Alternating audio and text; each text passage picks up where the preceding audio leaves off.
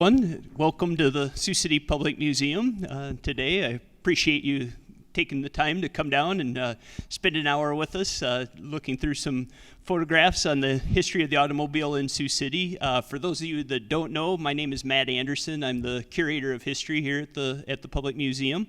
I decided we were going to do this program. I've done a version of this before, but since we're one of our main exhibits is the 100th anniversary of Knoepfler Chevrolet, I thought it'd be a good time to kind of pick up on that theme. It seems like cars are always a good thing to talk about in the summertime anyway, and of course there's few things that have had a greater impact on our city or on our daily lives than the automobile, for either mostly probably for good, but also for ill as well. I call this How the Automobile Shaped Sioux City, to a large degree, the physical environment we live in is really built around the car, and has been since the early 20th century. Now, Sioux City's first wave of growth which really began with the arrival of the railroad in 1868 and continued until the early 1890s. Now, that was built around the railroad, and so Sioux City kind of began as a railroad town, and it still is in many ways. But certainly from 1900 on, most of the way Sioux City developed was designed around the automobile and how to accommodate it, how to make it more efficient. It also Sioux City is not unique this way. All American cities are in one way or the other. The other thing that it has contributed to is the city has expanded geographically. It covers more area than it did 100 years ago, even if the population hasn't changed that much. So, for instance, Sioux City's had basically around 80,000 people since about 1930, but the physical area that development covers within the city limits is much greater today than it was in 1930, because the automobile allows us to live farther from the center of the city, farther from where we work, and things like that. And so that all comes to play because of the automobile. Now, the first automobile that we have on record in Sioux City was a Montgomery Ward electric car. Kind of funny that we're probably transitioning into the electric era right now, but in the early days of automobiles, the electricity was one of the main modes of transportation before the internal combustion engine really took over. And so this was literally a horseless carriage run on batteries, and it made the rounds. It toured all over the United States in the late 1890s. In 1897, there was something going on called the Mondamin Carnival, which was a local promotional celebration that kind of was a successor event for a while for the Sioux City Corn Palace festivals of a few years before this. This picture was taken right outside of what at that time was the library and city hall building, so that would be the northeast corner of 6th and Douglas Streets. And so this was part of a parade that was had for this festival, and it was a big thing when the first car came. But in 1897, it was nothing more than a curiosity. A lot like any other brand new, way out there form of technology, nobody in 1897 had any inkling that this was going to be so important to the human race overall. Now, the first gas-powered vehicle in Sioux City was the 1901 Oldsmobile owned by Father John Gerlman, who was the priest out at St. Boniface Catholic Church. And of course, most of you are probably familiar with it. We have it in the museum's collection, largely thanks to Lee Brennan, who's in the audience today. And it's in our permanent gallery.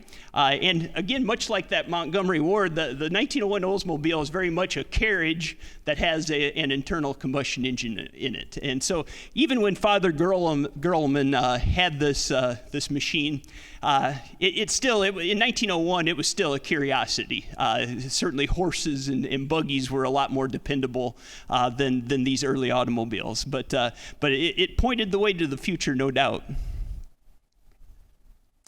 Now, by 1910, the car had really come into play full scale. Now, the Ford Motor Company and the Model T had really gone and had become very popular beginning around 1908 or so. And that was really the vehicle that spread to the masses because it was made on a large scale, and it was something that the average person could buy. Retailing for around $500, $600. Now, what we have here, this is the 1910 Sioux City City Council, and they're in a Chalmers Detroit touring car. This would be the example of a real upper scale car, much more expensive, probably about a $3,000 vehicle or $3,500 vehicle in 1910. So, a pretty expensive ride. At the driver's helm is Albert Smith, who was the mayor at that time. This was the first city council elected under the commission form of government in Sioux City in 1910.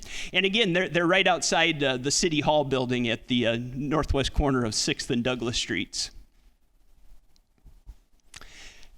No sooner did the automobile become kind of a major thing than automobile racing became an important sport. And this is a race that was held out at the Interstate Fairgrounds. The Interstate Fairgrounds were out in Riverside, in the area south of Riverside Park, kind of where Fairway is and where the I-29 interchange is. That there was about 160 acres that there were a very large fairgrounds where Sioux City had the Sioux City Interstate Fair from 1903 till 1926.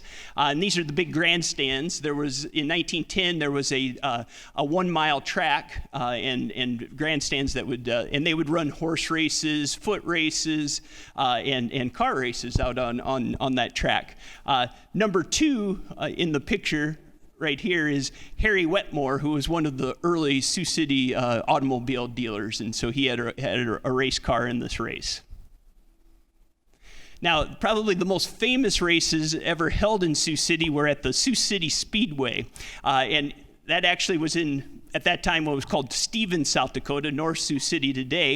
In 1914, local promoters built a huge track out there, a 2-mile track and big grandstands, and they held a 300-mile race. One of the local businessmen had been in Indianapolis when they ran one of the early Indianapolis 500s, and he came home thinking, well, why can't Sioux City have a race like that? And so they came up with the money and built this track, and in July of 1914 had the first Sioux City 300, which was won by Eddie Rickenbacker. And of course, Eddie Rickenbacker came to fame really because of winning this race, and then went on to become a World War I flying ace, and then after the war was the president of Northeastern Airlines and was just a very famous person in the United States in the first half of the 20th century. So he won the 1914 race. In the background was Barney Oldfield came in second, and he was also a very famous early race car driver. And then Rickenbacker came back in 1915 and won the second one as well. And so here's a picture of that. Unfortunately, there were only 2 major races out at the Sioux City Speedway because World War I broke out while this was going on. The United States entered the war in 1917, and at that point, there was no local interest in a big car race. The attention was turned elsewhere, and eventually the land where that track was became Sioux City's first airport, and after that, Graham Flying Services Airfield, and so parts of it are still out in the North Sioux City area on your way to Jefferson. Okay, one of the big early Sioux City automobile dealers was Ralph Bennett, and he had Bennett Auto Supply, and this was his main early building at 313, 315 Nebraska Streets, just down the street from where we are here. The bigger building here was the Toy National Bank at that time, and so at this point he was dealing with Buicks, At that time, Buick, I'm not sure if Buick was part of General Motors yet or not, but that was his line of business early on.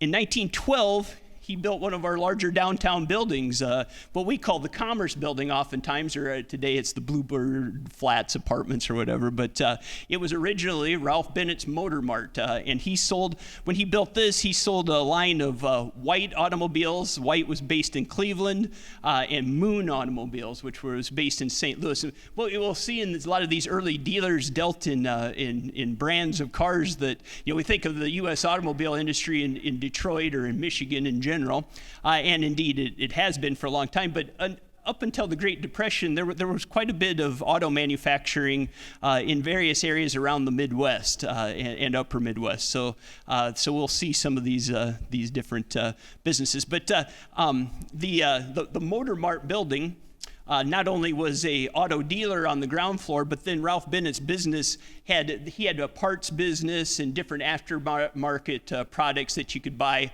through him. He did some wholesaling, that kind of thing, and so that part of the business occupied the upper floors.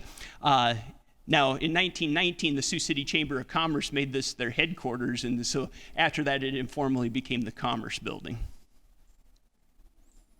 Okay, another early auto dealer, Pioneer Motor Car Company, owned by Leonard Lesenich, whose name will come up here a bit, but his business you see here was at 504, 506 Douglas Street. And so if you can imagine in the background, you can see what today is City Hall. At that time, it was the Federal Building at 6th and Douglas Streets. And so this is just down Douglas Street, kind of in the would be the parking lot of the library today is where this sat. And he dealt in Apperson automobiles, which were made in Kokomo, Indiana, and Mitchell automobiles, which were made in Racine, Wisconsin. And these happen to be some Apperson touring cars.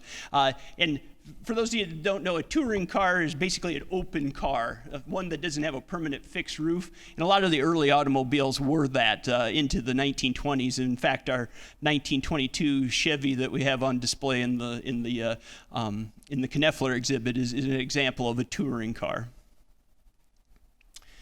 Now, here we get back to Harry Wetmore. So Harry Wetmore had his Wetmore Automobile Company, and at this time in 1913, he was in what was called the Davidson Auto Block. And the Davidson Auto Block was located where the Warrior Hotel is today, built by the Davidson brothers of Davidson department store fame, at about the same time as the Davidson office building that right next door. This had just been completed when this photo was taken, both of these things. And so the Davidsons had built these buildings, and the auto block housed the Wetmore's business and also the Watson Brothers car dealership that we'll see later. Now, in 1913, Wetmore was dealing in Chalmers automobiles, which were based in Detroit, and Excelsior automobiles that came from Coventry, England. And these are Chalmers touring cars outside the business. And here's a little more of a long-distance view of the Davidson auto block. And so Wetmore's business was on this side of the building, and then the Watson brothers had theirs on the would be the east side of the building, and they dealt in Haynes automobiles from Kokomo, Indiana, and Cole automobiles made in Indianapolis. And so now in the mid-20s or so, the Davidson auto block burned down and was eventually replaced around 1930 with the Warrior Hotel. Now, this is one of my favorite downtown views of Sioux City. So this is in 1913. We're on Pierce Street looking toward the intersection of 4th and Pierce. So 4th Street would run right kind of through the foreground. So we're right next to the old Davidson Brothers department store that eventually became Yonkers at southwest corner of 4th and Pierce. You can see the Martin Hotel in the distance. And so there's one building for sure that's still there in this photo. But there's a lot going on in this photo. It's really at a transition period. Really, mostly what we see are automobiles parked along the street. So by 1913, the automobile had really taken hold. Of course, you see the streetcar railroad, the streetcar tracks and the wires overhead. So the street railway was still a thing that had been the street railways had been built in Sioux City in the 1880s and early 1890s, and were an important way to get around town. And then there is a guy that has a horse-drawn wagon right here, and so you kind of have three different eras of transportation going on in this photo. So I've always liked that. And it does appear that Pierce Street has been paved. From what I've found, the first hard surface paving other than paving brick in downtown Sioux City was asphalt that was laid around 1906. And I remember I've come across a newspaper article where they talked about putting on a 2-inch layer of asphalt, which doesn't seem like that would last very long to me, but I guess it would be enough to settle the dust during the summer. And so that's what they were experimenting with, that type of road surfacing at that time. Pretty quickly, local businesses started adopting the car as a way to conduct business. And so here we're outside of the Davidson Brothers department store, and they, in 1914, have a fleet of Model T Ford delivery trucks to haul. The big department stores all had a catalog mail order business, and so they would use these trucks to deliver products to places around town, kind of like UPS or FedEx today. And so this is their fleet of them lined up along Pierce Street. Another kind of unique form of transportation in this time were the Walker electric trucks that were used by the Moore-Shankberg Grocer Company. Now, Moore-Shankberg was a big wholesale grocer in Sioux City. It had two big warehouses on the north side of 3rd Street between Douglas and Pierce Streets. And then to add, and so they would use these trucks to unload products from the railroad warehouses, which were on the south side of 3rd Street for the most part, and they'd haul them into these big warehouses and then bring them to and from. So they'd use these trucks for that. And then another, a little addendum to that is this warehouse on this corner right here, the nearest one, which was built in about 1892, that became Sioux City's first parking ramp in the 1930s. That was converted into a parking ramp after the Moore Grocery Company went out of business.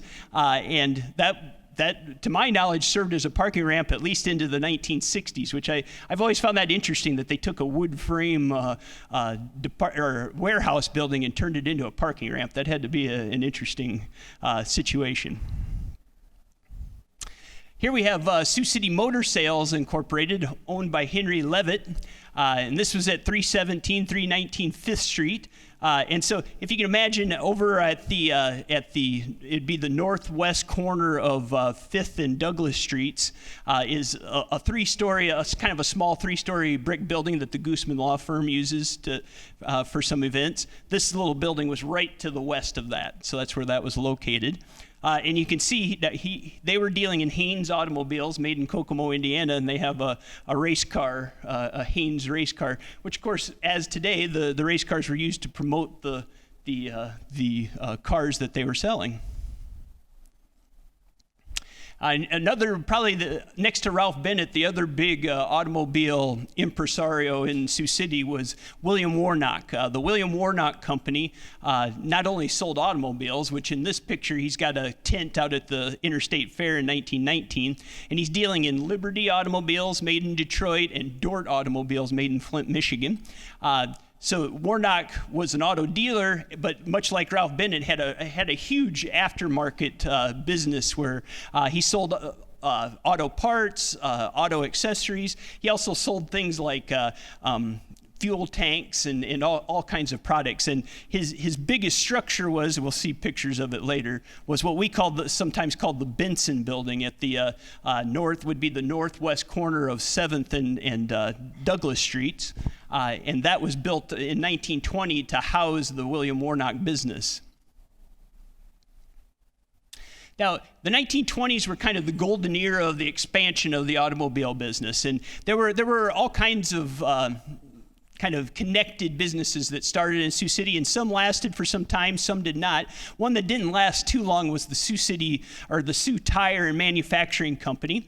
And so briefly, Sioux City got into the tire manufacturing business in the early 20s, and it was housed in this facility at the northwest corner of 5th and Plymouth Streets. This is where Sue B. Honey is today, off of Highway 75, south of 6th Street.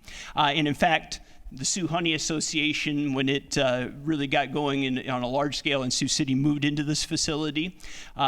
In the late 1920s, the Kerry Keene Manufacturing Company used this as the building where they manufactured their small number of airplanes that they constructed. And of course, we have a Kerry Keene airplane in our permanent gallery, so that would have been built in the structure later on in the decade.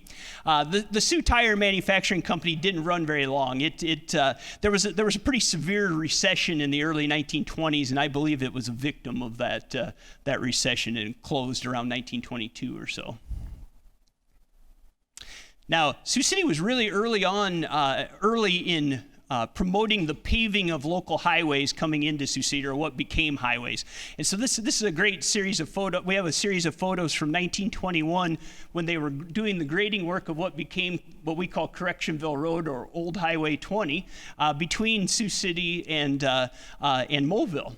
And so this was graded out and paved in 1921, 1922, some of the earliest of that kind of work in the state of Iowa. And so here we're kind of in the area on Old Highway 20, just past Buchanan Street, if you can picture that area. In fact, there is a house here at 7225 Correctionville Road that is still there, and so we're just beyond Buchanan Street in this picture.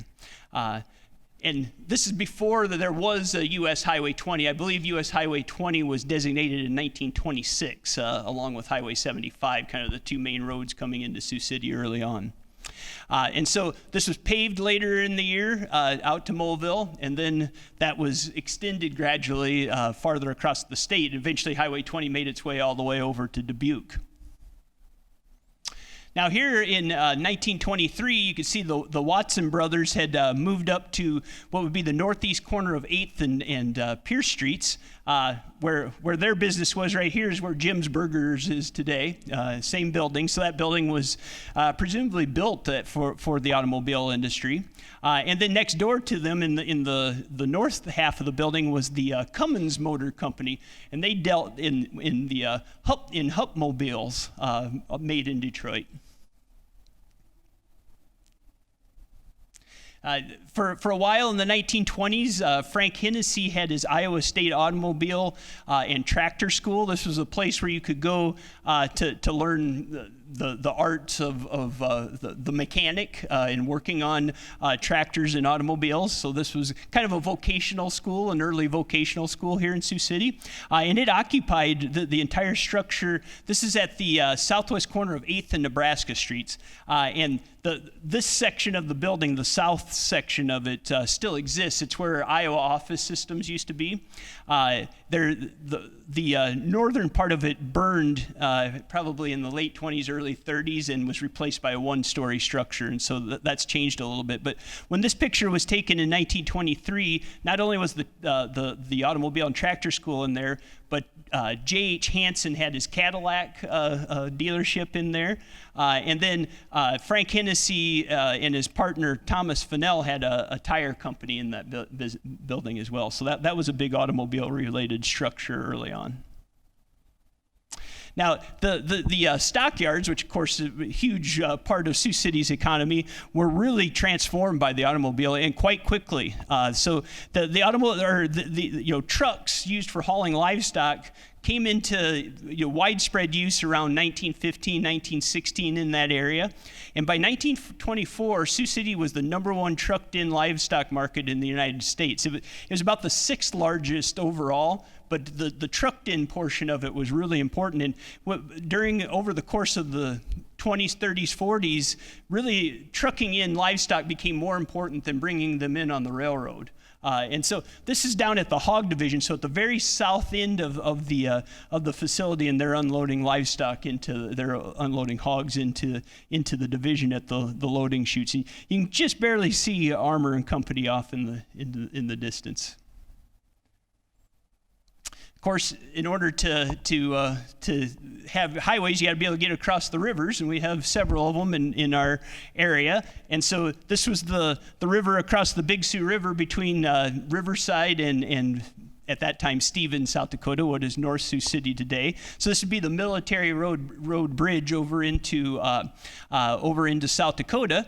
And there had been a bridge there as far back as 1864. There had been a series of bridges, but they were all made for foot traffic and for wagons and things like that. This building was, or this bridge was built in 1923 specifically to carry automobile traffic, and was there until it was replaced with the current bridge in the mid-1970s. So that's what we're looking at there. Another interesting bridge built at this time was what was called the Bruyere Bridge, and this was a viaduct that went over the Milwaukee Railroad tracks off of West 4th Street. So West 4th Street originally came out right behind where Earl May is today, out in the Riverside area. And this bridge got you across the tracks and curved around and took you onto Riverside Boulevard. And so that's what we're looking at in this photo. It had just been built in 1925.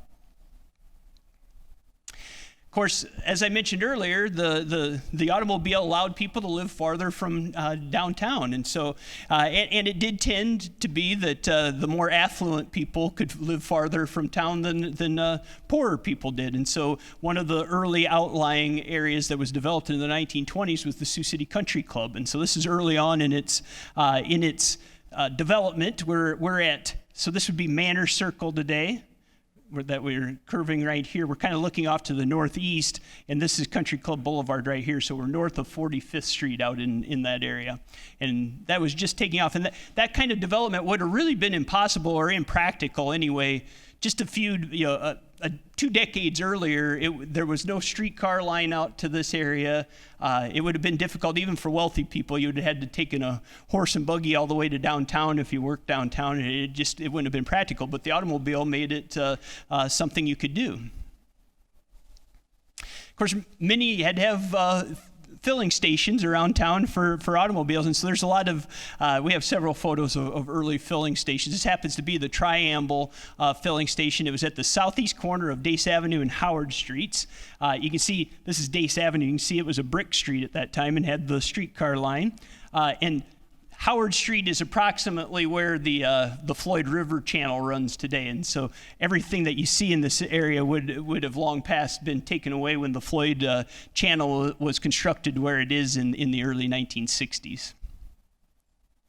Here's another. This is a Standard Oil Company filling station at 7th and at West 7th and Water Streets, or between Water and Pearl. This would be kind of on the corner where the Prime Living apartments are today. So that's what we're looking at there. You can see the Benson building or the Warnock building in the background. Now here's a early picture of US Highway 20 coming into Sioux City. So what would be Correctionville Road today?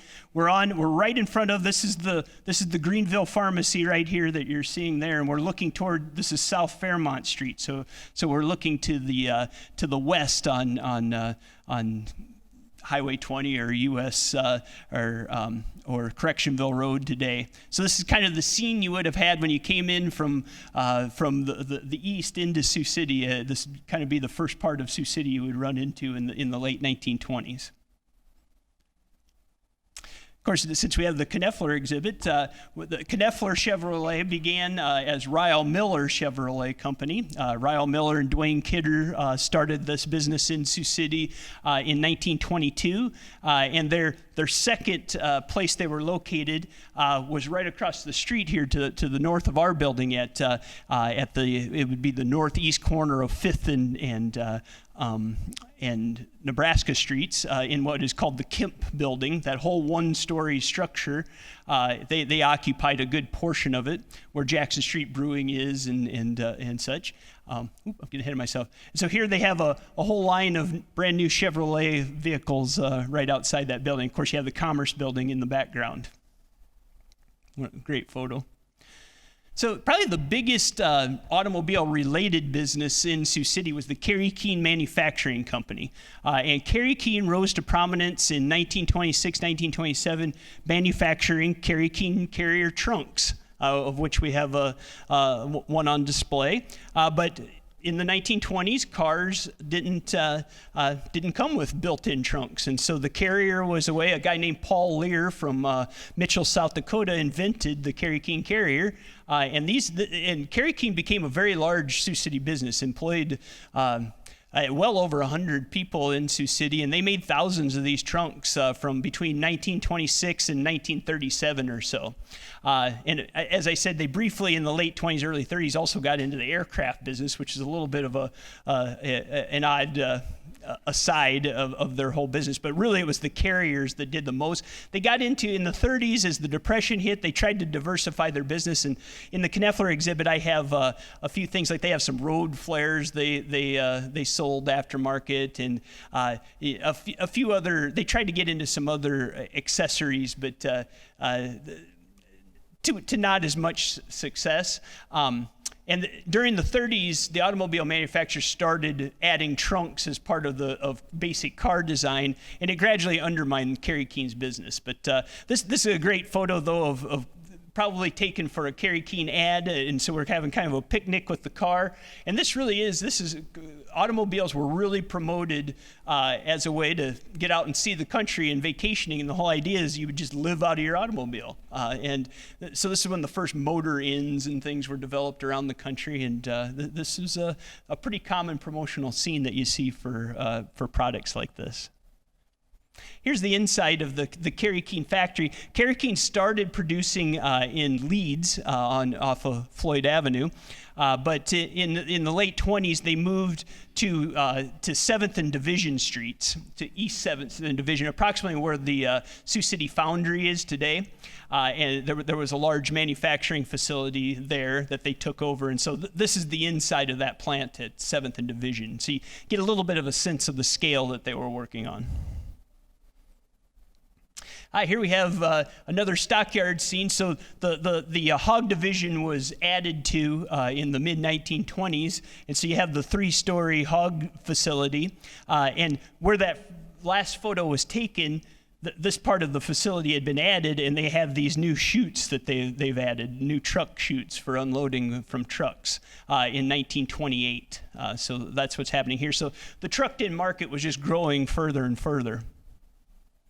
Now, I have a couple of photos of just what Sioux City was like by the 1920s and how much the car had taken over by the 1920s. So this is a view. This is actually almost the same view we had in 1913, or that we saw earlier. We're on Pierce Street looking to the north toward 4th, and you see the Pierce Street's just lined with cars on both sides of the streets.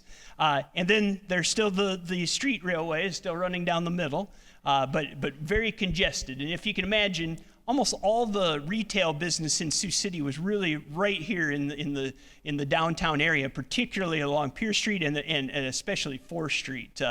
And so it was really concentrated in a way that it isn't today. And so about the same time, maybe a year later on 4th Street, only this time we're looking to the east on 4th toward Pierce Street. So this is Pierce running right through the middle. This is the Martin Hotel right here. And you can see that there's so much going on in this. 4th Street had 2 lines of street railway running down the middle of it. They had parking on one side at this point, and then the cars had to try to drive in one lane on either side of those street railways and street line or car tracks. And so it was just it was very congested by 1929. Here we have a picture of Old Highway 141 as it looked in 1929. And so here we're out by Portland Boulevard, which would take you to Christie Road and out in that area. And so we're on our way to Bronson in this photo, just as you leave Sioux City, looking off to the kind of to the southeast. And there has been quite a bit of development now. The Whispering Creek development and such kind of comes up to this point, and of course the county, the Prairie Hills facility that the Sioux City Sheriff or the Woodbury County Sheriff uses would be in the distance in this photo. Here we have a picture. This is the Benson building, or the Warnock building, built in 1920, and this is how it would have looked in 1929. At that point, Warnock still had his business occupying parts of it, but it had become the Sioux City Grain Exchange. So Sioux City had a local grain market, just like it had a livestock market in the early 20th century. And so that was it, occupied part of this building. And then Firestone Tire and Rubber had taken over most of the first floor by the late 1920s. Another auto-related business would be Albertson and Company, or Sioux Tools. Albertson and Company, started by Oscar Albertson and Harold Jacobson, started around 1914 downtown, and they started out as just kind of a machine shop, but in the 1920s developed things like valve grinders and different types of power tools, and created the Sioux brand tool. And so in 1921, they moved out to 28th Street and Floyd Avenue at the time, to this facility we see here, which of course is where Sioux Tools then was located for the remainder of its existence. And that very much the valve grinders were specifically made for the automobile business, and so their whole line of products was very much automobile related. Another smaller concern was the Ernest Arndt Manufacturing Company. This was a machine shop that was at West 5th and Sioux Streets, where this was located as part of Cook Park today. So the building's not there, but you can see they're doing some aftermarket modification of a car in the background, and so the guys are working on that, doing some body work or something. Probably for certain the biggest automobile manufacturer in Sioux City was the Hawkeye Truck Company, of which we have a couple of examples in the museum's collection. Hawkeye Truck was started by Ralph Bennett, who we saw earlier, started about 1914, and they produced heavy-duty trucks in Sioux City until 1934, and were really quite a successful business. Probably it was really the Great Depression that ended Hawkeye Truck, or it may well have gone on much longer, because they were known to produce a very good vehicle on a fairly small scale, but definitely a reliable vehicle. In the 1920s, they had moved out to 2700 Hawkeye Drive. So the facility that's left there that had been used by Hawkeye is used, I believe, by Aramark, the towel company, is out in that area just off of Floyd Boulevard on Hawkeye Drive, south of 28th Street. Here we have another car dealer. This would be Inshul Barish Motor Company, and this is the southeast corner of 5th and Pearl. This site is occupied by the big parking ramp on the south side of 5th Street between Pearl and Douglas Streets today. But they dealt in Nash automobiles made in Kenosha, Wisconsin. Another prominent brand at that time. Here's one of my favorite automobile related buildings was the one we see here, occupied by Stoddard Motor Company. At this point, Stoddard dealt in Durant automobiles, named after William/Billy Durant, who was one of the founders of General Motors and was an executive with Chevrolet earlier in his career, but he briefly had his own line of automobiles in the 1920s, early 1930s that Stoddard dealt in. And this facility was located, it would be at the northeast corner of West 7th and Pearl Streets. And today, this part of the building is gone and is occupied by it at one time was a Scotty's, and now it's a butcher shop occupies this location today. This was right around the time that Firestone built their garage on the north side of the Warnock building, and so this would be at the southwest corner of 8th and Douglas Streets, and that facility was there for many decades. Yeah, here's a building still with us, the Lessenich building. We saw Leonard Lessenich earlier. He constructed this building in the 19-teens, and there was an interesting modification that happened at this time. Arthur Hanford, I'm getting ahead. Arthur Hanford Jr. Had started he was the heir of the Hanford Creamery here in Sioux City, and he got into the filling station business, and he had a whole chain of filling stations around the Sioux City area, and this was one of his locations, and they had actually made the filling station right in the corner of the Lessenich building. Today, the Lessenich building is used as apartments, but at that time, it was an auto garage and the Hanford gas station. Brand new auto dealer at this time was the Thorndike Company building. This would be exactly where the prime living apartments are at West 7th and Pearl Street, so just south of where we saw the Stoddard Motor Company building. And Thorndike sold Fords and Lincolns, so they were a big Ford and Lincoln dealer. Another building that was around for a long time, this would be the northeast corner of 8th and Pierce Streets. Started out as the McGowan Tire Company in around 1930 when this picture was taken. Later, Knoepfler would use this as part of its, it would have been Miller Kidder at the time, kind of gradually took over this facility because their main showroom was just to the south on where would be the main Miller Kidder showroom from about 1930 on until 1971 was at the southeast corner where the telephone company building is today, or at least the old telephone company building. And so gradually Miller Kidder kind of took over this facility. But it was occupied by several owners, and today it is a Security National Bank branch. That site is occupied. Here's another little fuel station up at 14th and Pierce Streets. This would be the northwest corner of 14th and Pierce. I believe Jose's restaurant occupies this site today, but this is one of a number of little kind of southwestern themed gas stations that were around Sioux City in the 1930s.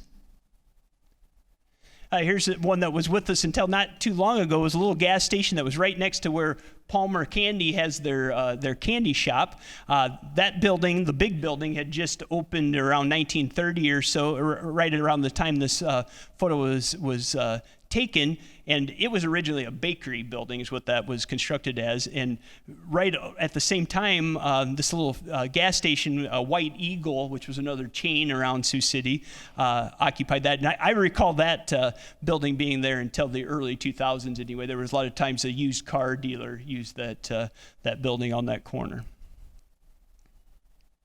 Of course, this is just a good picture of the Sioux City Livestock Exchange building, and I used it just to show all the cars sitting out front in 1931. And so by that point, the car had thoroughly taken over how people got to work and back home. In 1931, Sioux City's bus depot had just built a new building. This was at would be the southeast corner of 5th and Douglas Streets. Today it's an open parking lot right next to where the Lloyd Harper sign here. That's the old Flood Music Building or the Gooseman Law Firm building today. So that's where we're at in this photo. But so this for during the 30s into the 1940s was the main bus depot downtown. International Harvester had a big truck facility on Dace Avenue. It was at Dace Avenue and Virginia Streets. And those of you that remember the old antique mall that was down off of Dace Avenue was in this building where International Harvester had their truck facility. And so this is that in 1935. B.F. Goodrich built a pretty fancy garage right across the street from where we are today. So this picture was right right to the north of us at 5th and would be the northeast corner of 5th and Jackson Streets at that time. So you can see the Commerce Building in the background. At that time, part of that the east part of that block was the Rialto Theater that you see behind it, and then where Knoepfler or where Ryle Miller's company was, the one-story building is just outside of this photo, so that's where we're at in this location. Here's a great view of what Highway 75 would have looked like coming into Sioux City. So this was taken kind of from the hill overlooking the Hillcrest area, overlooking what at that time was Half Moon Lake, would be the Pulaski Park ball diamonds today. And so you can see here's the Half Moon Lake at that time. And then here's would have been the Cudahy packing plant in the Stockyards area. And of course, here's St. Francis School for St. Francis Catholic Church. And so that's kind of what we're looking at as you come into Sioux City. Here's another view of Highway 75, only this time we're up at about Glen Avenue looking to the north. And by that point, Floyd Golf Course had been started, and so it was on either side of Highway 75. And you can see today Highway 75 curves around this way, but at that time it shot right through the middle of what today is the golf course. And that's why if you go up in the area around the golf course, there's still some little apartments that at one time were little motor-in cottages for a motel back when the highway used to go through that area. So this is the building up at the southwest corner of 13th and Pierce Streets in 1937. This is where the Sioux City School District had their main offices for many decades until they moved down into our building.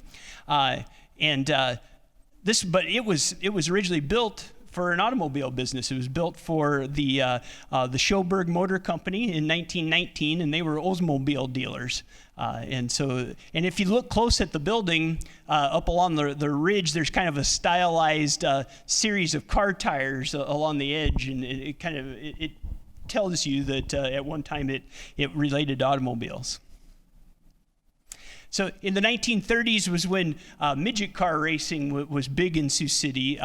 Roy Warfield, who operated Riverview Amusement Park, built this track. I believe it was a 3rd-mile track just to the south of Riverside Park today. It sat right where the ball fields are out in the Riverside Park area, and the midget car circuit, which still operates to this day, really came to prominence in the 1930s and was very popular. And boy, I've read accounts of when this started, and it was a very dangerous business. One summer there were like 4 drivers killed out at this track because of course there's no roll bars or anything, and so when they'd wipe out, it was bad news. But that was a very popular attraction in Sioux City.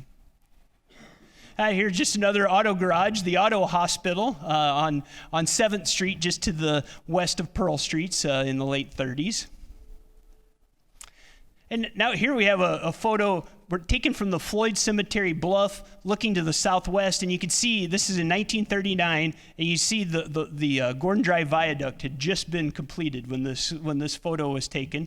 So that's running through the center. You can see the Swift and Company packing plant in the foreground. This is the Milwaukee Railroad line coming into downtown Sioux City. And then this is the Westcott Street Bridge that you see here, which still sits out by where Mark's Trucking is today. It just sits in their part of their land off of Highway 75 today. But that bridge, so at that time the Floyd River ran right through that area before it was rechanneled in the early 1960s. This is one of my favorite aerial views of Sioux City. This is in 1939. So this is kind of how Sioux City looked in just before the post-war, say, Interstate 29 era. And so we're looking to the southeast over downtown. Of course, you get a good view of downtown Sioux City, and you can really, if you look close, you can see there's cars everywhere. That's something that jumps out to me. There's just cars parked everywhere. Of course, you have the viaduct coming into downtown, the Gordon Drive Viaduct. You also have the Floyd Boulevard Viaduct running in this area. This is one of our best views of the old South Side or South Bottoms neighborhood, and of course the whole packing district and the stockyards. And so if you can imagine, within 20 years of this photo being taken, Interstate 29 was constructed right up through this area and had really completely transformed this region. Here we have a picture of the Galinsky brothers had a warehouse where Famous Dave's is today at 2nd and Pierce Streets, and this is their lineup of Diamond Tea delivery trucks in 1940. And that was a wholesale fruit and grocery business. Here's a little filling station, Blackburn's filling station out at it's southwest corner of Villa and Center Street. Today, Tacos El Guerro has a little restaurant in this not using that building, but on that lot. Here's a great view looking down West 7th, so looking to the west on West 7th Street from Pearl Streets. By that point, Carl Noltze's Oldsmobile company had taken over what had been the Stoddard Motor Company earlier, and what had been the Thorndike Motor Company was C.J. Murray's GM truck and Cadillac dealership.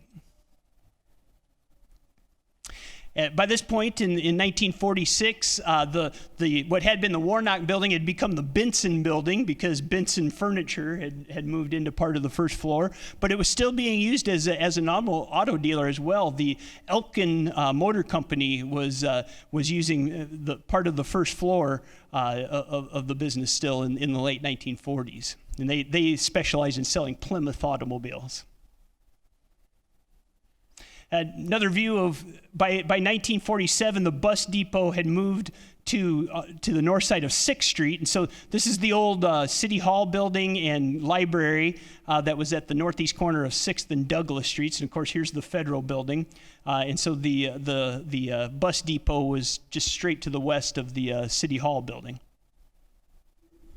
By the 1940s, the truck lineups at the stockyards had become legendary, and so this is a scene, especially every Sunday night, these lineups would form from the stockyards area and line up all the way out past the Combination Bridge. I've heard stories of how big the lineups would be for business on Monday morning, and so that's what we have going on here.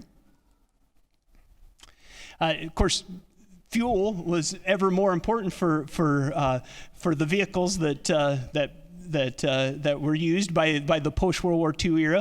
In 1945, Great Lakes Pipeline built a pipeline from Kansas City. Well, they were based in Kansas City, but they had built a pipeline to Omaha, and then in 1945 extended it to Sioux City, and that's when they developed their tank farm out by Leeds, which is still in use today, to deliver gasoline primarily, but other oil products to Sioux City. Sioux City's first drive-in theater opened what became the Highway 75 drive-in, opened as the drive-in theater at 2900 North Highway 75 in 1948, which I did not realize it was that old. I just figured that out, that opened that early and was there until the late 1980s in one form or another. Here we have a great view of the old Combination Bridge going over to South Sioux City. Now, the Combination Bridge had been built as a railroad bridge primarily, but it was adapted for the use of the automobile by putting the old metal decking that carried automobiles across it until it was demolished in 1981. And so that was an old structure that was converted to automobile use. I love this photo because you get a sense that by 1948 the work on the dams were being constructed on the Missouri River, and you no longer needed all four spans of the Combination Bridge by that point. Part of it was always above ground by this point because the Missouri River was getting narrower and narrower. So now we're into the 1950s, and so this is about 1952, looking to the west, and by that point, what was called Gordon Drive had been extended from downtown all the way out to Riverside, and so that's what you see in the foreground in this photo. But this is still before Interstate 29. At that point in 1954. The new Highway 20 route from Mobile to Sioux City opened. And so this picture was taken on the day that it opened in November 1954. So we're at South Maple Street out in Morningside looking to the west in that area, just as that had opened. So out in the area where Purina is today.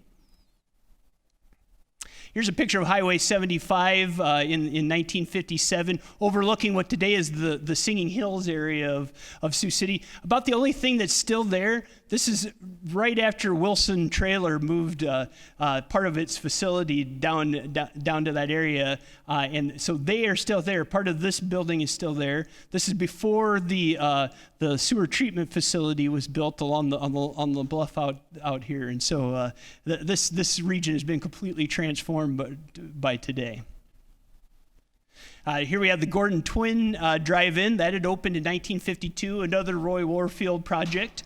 And so this is a great view before Interstate 29 was constructed. So you have what was called Gordon Drive coming out, but the interstate hadn't been built through there yet. And you can see part of the midget race car track right here along the edge. And then here we have North Highway 75 going toward Leeds. And so down here at the bottom, this is where Navarrette's is, right in this area. So that was a truck stop and filling station at that point. And so that area was just developing as kind of an industrial area along Highway 75. Here's Condon Motor Company had their truck facility right next to the Navarrette's building, right to the north. So you can see this is part of the building where Navarrette's is, right here. And so this is where Condon had their white trucks facility. So Interstate 29 began construction in this area in 1957, and by this point, that fourth span of the combination bridge had been removed, and they had built the first version of the cloverleaf that connects Interstate 29 to Highway 77 going over into Nebraska. And so that's what we're seeing there. And of course, over the years, that cloverleaf has been changed many, many times, and it's always pretty confusing. But that's what we have going on in that photo. And here we just have kind of the similar view to that one from 1952, only now we have Interstate 29 coming right through the corner, along the left edge toward the cloverleaf. You can see by this point, look at how many cars are parked at the auditorium, and this was pretty typical. The auditorium was used for downtown parking, and there were something like 12,000 people worked every day in downtown Sioux City in the late 1950s, early 1960s, so there needed to be lots of parking. Here we have a picture of the Gordon Twin Drive-In only after Interstate 29 had been built out there. Of course, you have the Sioux City Boat Club along the river here. And the bridge is running over into South Dakota. And so you can kind of get a sense of how Interstate 29 changed that area. And this is just a picture of what was going to soon be gone, the old South Bottoms area, but Graham Brake, also connected to Graham Flying Service, had a facility down off of Howard Street, south of the Gordon Drive Viaduct that you see here. And then one of the early parking ramps in Sioux City, the one that's still at the corner of 7th and Pierce Streets. In 1958, it was just a 2-story structure. Today, it's a 4-story structure. You started in the late 1950s to get different kinds of development downtown. The Red Owl grocery store chain built a grocery store at the southwest corner of 3rd and Douglas Streets. This had been the location of the Union Passenger Station, railroad station. And then later, that building would be used by the Sioux City Senior Center was located there for many years. So you get kind of a suburban type of shopping center downtown in the late 1950s. Here we have the old First National Bank at 5th and Pierce Streets, which had been built in about 1905 or so, but by the early 1960s, an underground parking facility had been added to it, and then there were little drive-up windows too, so that was all being transformed to accommodate the automobile. The first major suburban shopping center in Sioux City was Sunset Plaza, opened in 1959 off of Hamilton Boulevard at Hamilton Boulevard and 28th Street or so. And so, again, another example of how the automobile was pushing retail that had been concentrated downtown into the outlying areas. And of course, you had to have lots of parking for cars, in which a lot of the facility was. Here we have downtown, we have 4th Street looking to the east on Water Streets in 1961, and by that point, 4th Street was a one-way street going to the west, and so this is the kind of the beginning of the infamous downtown one-way streets in Sioux City. And I think they had also installed some new lighting. Here we have this is the West 7th and Bluff Streets. At that time, Miller Kidder had their truck department in that facility right in the center along the left, I guess. Second big shopping center developed in Sioux City was the Bellis Hess Superstore out at Glen Avenue and Highway 75, and this photo was taken the year it opened in 1963, and you just get a sense of how much space there needed to be to accommodate all the automobiles. From what I understand, when this store opened, it was the largest retail building I think in the United States at that time, or certainly one of the largest at that time.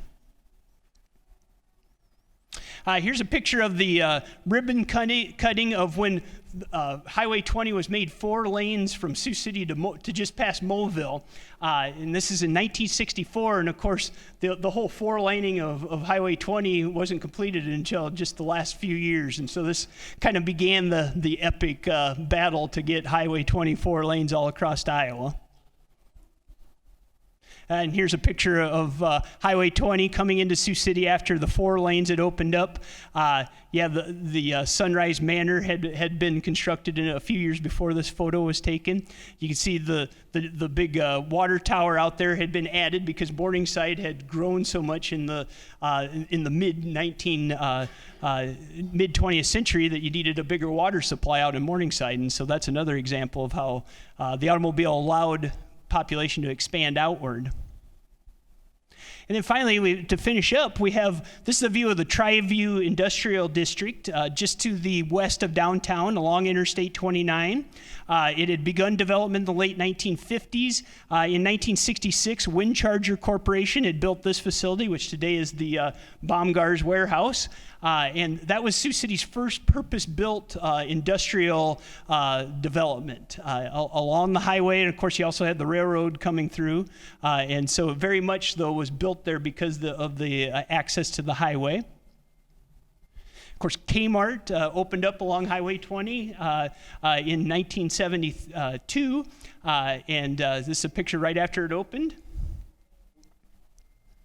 And then finally, we finish up with, of course, the suburban development of all suburban developments in Sioux City was the Southern Hills Mall. So this picture was taken in 1976, before the mall had actually been built. It was going to be built here.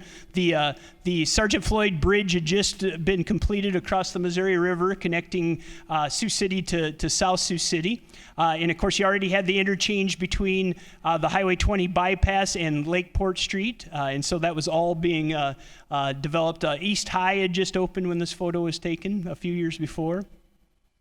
And then finally, we have a picture after the mall opened in 1980. But so that really that was the culmination of that spreading out that Sioux City did in the 20th century. And I suppose to a degree, maybe we're gradually coming back a little bit, but